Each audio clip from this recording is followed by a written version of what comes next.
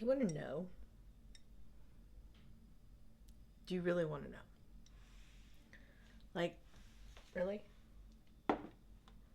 Because this has to be repeated. I know you've heard some form of this, but do you really want to know when you know things are definitely not ever going to be the same? It's that moment when the courts the courts get ignored. And like the violence increases. So like violence between police and regular people. Like two things really. So people gather to protest peacefully and the police get really, really aggressive. Actually, it's more than that. It's a few things. Okay? So courts get ignored. Highest level courts, federal courts, are like, yeah, no, we're not going to listen to you. The powers that be. And then protests, peaceful protests, are become violent, not because of the protesters, but because they've been told to disperse. They're not allowed to protest anymore. And martial law gets called. And then the military gets used as though it's a police force nationwide. Those are the things to tell you that we're not going to go back to normal for a long time. Okay? So, all the petty bullshit is done. Playtime is done. Okay? Because we're watching us get to that point now. When the powers that be don't follow the law because they don't like it. That's when you know things are inching closer to the other two things. Peaceful protests aren't being allowed. Martial law gets called. Martial law is something that gets called only when there's an incredibly dangerous situation happening.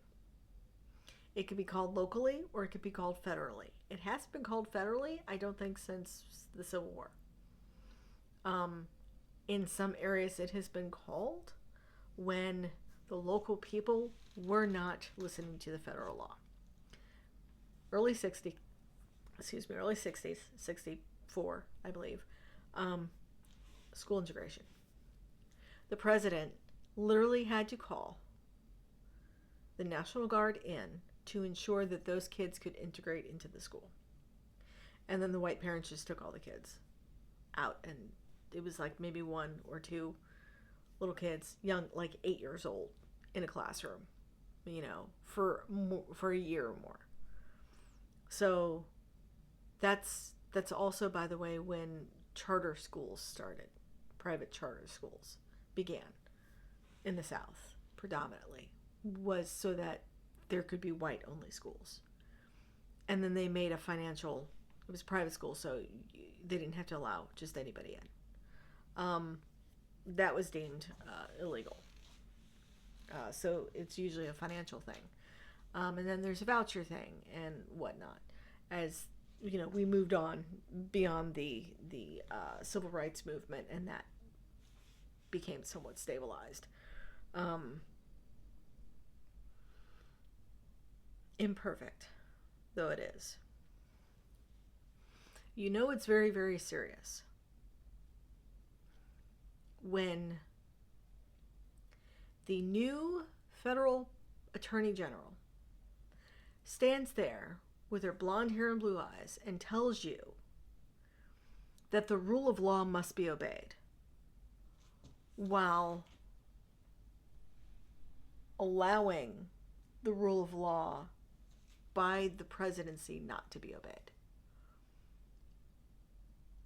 by allowing lawyers to lie to judges and to not look at the president and go, hey, the funding has to go through. The funding that's already been approved has to go through.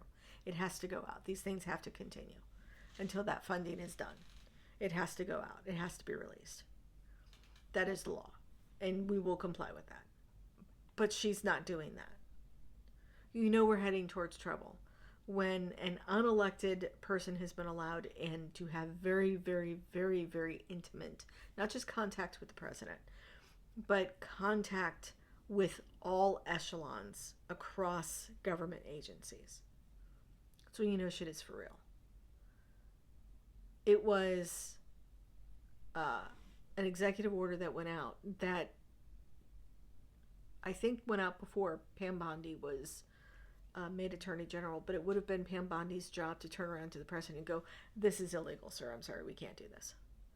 I know what you want to get done. We're going to have to do it the right way." No. You know there's danger when that starts to get ignored because they have to ratchet up aggressiveness. These things never end peacefully. They never end quickly, with the exception of maybe South Korea, because that was unacceptable to the people. They were like, hell no. And when the South Korean president announced martial law, it was shut down like that.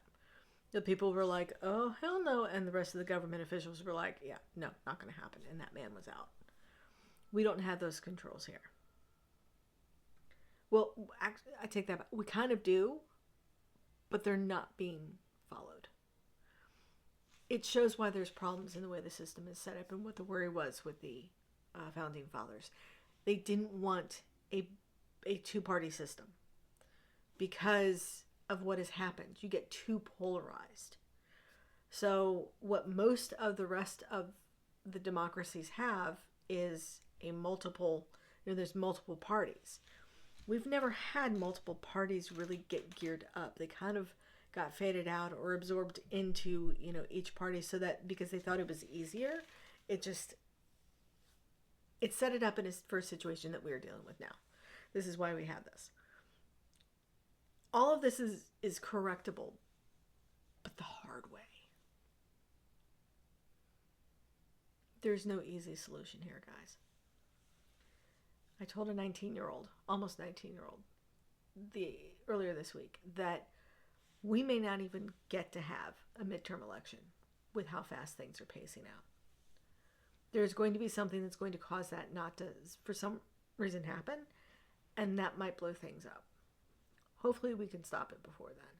Hopefully there could be, enough people within the Republican Party who really doesn't like the way it goes and says, I know this is a major power grab, but really, we really don't want to go down this road. And so we're going to stop being pussies and step up here.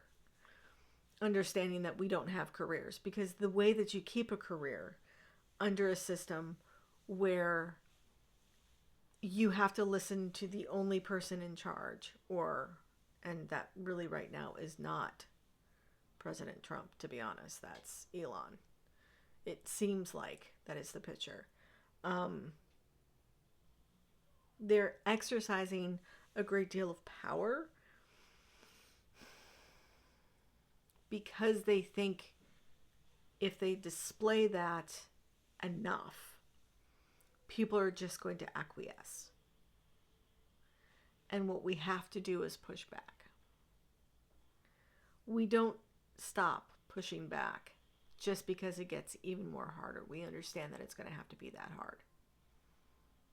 We understand where it's going to have to go. We don't push it there too soon, because if you do it too soon, then shit gets sideways. And this is why it's important to have conversations with your neighbors, to build deeper into your local communities. This is why I don't give a shit about your BS video went out. My ultimate point in there is being repeated here. It is no longer the petty bullshit that we have to deal with. Bridezillas are not going to be a thing. People doing silly shit on YouTube is no longer going to be a thing. It is not about the road rage down the road or an asshole cop. It is about getting together with your local community and deciding how we're going to act together going forward. And you have to be right with yourself first. You have to figure out what your priorities are. You have to figure out what you want your country to actually look like. If you want to be pulled into forced service, okay. If you want to scrounge and scrap and wind up kicked out of a comfortable home that you're scrounging and scrapping to keep anyways, to then move into a very undesirable, like maybe trailer or tin frame house or some shit like that, because you are not elite enough for the elites. If you want a kind of life where there's people with the money and there's nothing in the middle, then there's everybody else. Then you're choosing a dystopian world that sucks. And if you do not already have millions, like tens of millions right now, tens of millions at the least, you are not part of the elite group. You are part of the suck group. You are part of the in the tin home scrounging group. We like dystopian movies here in the US. I think we put out a lot of them. People want something exciting. People want life to be, for something. That kind of a life is not what anybody wants. Not one person who is born into that life thinks that was good, and usually asks, what the fuck happened? Not one person who's living in a war zone understands that. Not the Ukrainians who got attacked as Russia came in, or the Russians who had to watch their fellow Russians go in and attack another country and like, what are you doing? Because they knew they were going to be the easiest folks were going to come back, and I mean, they've been attacked back, and they're like, fuck, we don't want this on either side. Imperialism is dead. Okay? Nobody actually thinks that's okay. Russia's doing something to try and grab a piece of the past that doesn't make sense, and they're trying to, do a dick measure, because nobody does that shit anymore. And that's the same thing for what's going on with Trump. It doesn't make sense to capture Greenland. The time for that would have been back when the country was building up to offer Denmark, hey, can we buy Greenland? I'll take it off your hands. It's right there. It's right. It's close to us, closer to us than it is to you. We'll take it off your hand. We didn't do that. And to talk about the Panama Canal like that and to lie about it, oh my gosh. All you have to do is look up a YouTube video about the Panama Canal. Make sure that it's something that came out more than a year ago, and watch what it said about the Panama Canal. We helped. We did not lose 34,000 people trying to build it, nor did we spend the amount that he said we spent. It was definitely something for the whole world. Just like the Suez Canal was definitely something for the whole world. It helped globalize manufacturing. It helped produce a global economy. It was important, but it's not ours. We don't have any claim to it. Okay? When things that are happening that are blowing your mind and you don't understand what it is time to understand that you need to not dig in, bury your head in the sand, which many people will do, but the majority of us should not do that. If we don't want to go the way of a fascist, oligarchic, dictatorship, or, being under the rule of an asshole who doesn't want to leave, or other assholes who come in and also don't want to leave, then we're going to have to be really, really emphatic about pushing back. Keep calling you people your Congress people, your state people, and your federal people. So that's your federal senator and your Congress members. Call them, going, this is not what we signed up for. This is not what you were hired for. Stop. Okay? Stop it. Find a way to stop it. Do not comply with what he's wanting you to do. The president cannot remove anybody from office that he did not put in place. Anybody who was elected cannot be removed just because the president wants it. That's another thing to watch out for. If people start being removed or resigning, there are so many people that are already resigning. And on the one hand, it totally frustrates me that they've done that, because if you've got the gumption to tell them no, you need to tell them no and force them to fire you. And then you do a legal action about that. You don't just resign. But in resigning, it is telegraphing they do not agree.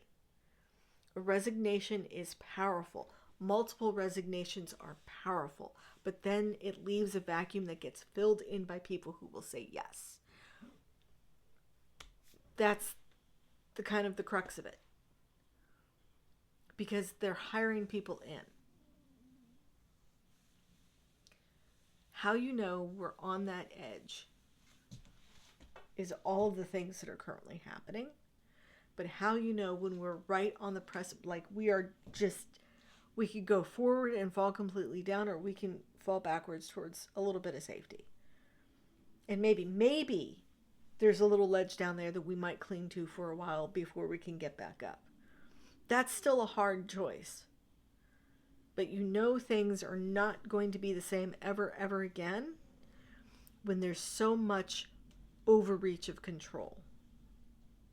Beyond that, when your freedoms to move freely across our free country are then removed, like if they say you cannot go to Democratic states because you have to pass through red states to get there, or you cannot directly fly there, when they're preventing private flight companies from preventing flights to get in and out, any of that, when they're demanding that they check points get created at state lines